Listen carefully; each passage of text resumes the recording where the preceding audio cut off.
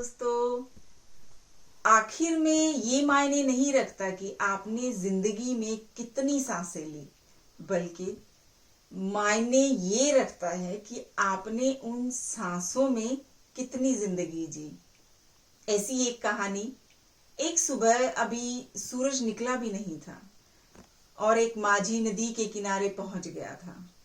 उसका पैर किसी चीज से टकरा गया। झुककर देखा तो पत्थरों से भरा एक झोला पड़ा हुआ था।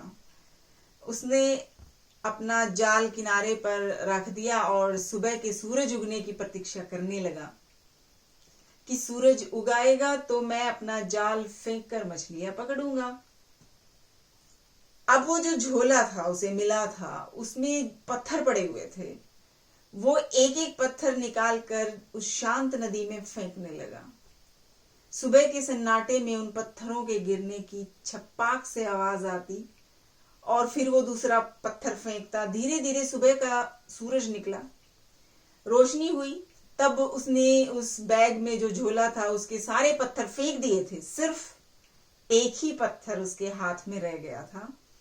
सूरज की रोशनी देखते ही उसके दिल की धड़कनें रुक गई, सांस रुक गई उसकी। उसने जिन्हें पत्थर समझकर नदी में फेंक दिया था वो हीरे जवाहरात थे, लेकिन अब तो हाथ में बचा था सिर्फ आखिरी का एक टुकड़ा और वह पूरे झोले को फेंक चुका था।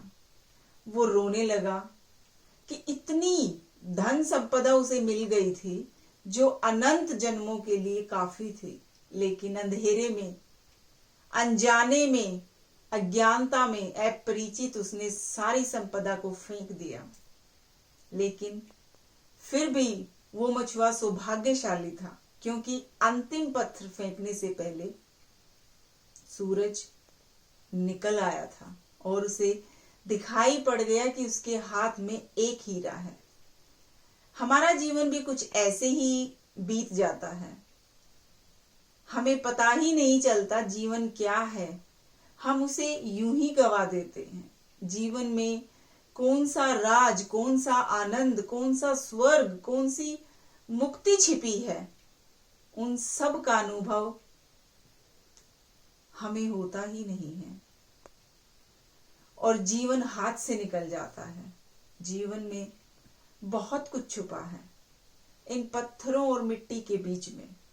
अगर खोजने वाली आंखें हों तो जीवन वह सीढ़ी भी निकलती है जीवन में जो परमात्मा तक पहुंचा देती है। इस साधारण सी देह में जो आज जन्मती है, कल मर जाती है और मिट्टी हो जाती है। तो दोस्तों, हमेशा कोशिश करें कि सांसों के रहते, इस जीवन के रहते, इस जिंदगी के रहते हम उस चीज को समझें और असल मकसद को पहचानें और उसकी प्राप्ति करें। तो दोस्तों, मुस्कुराना, शुक्राना और किसी का दिल न दुखाना।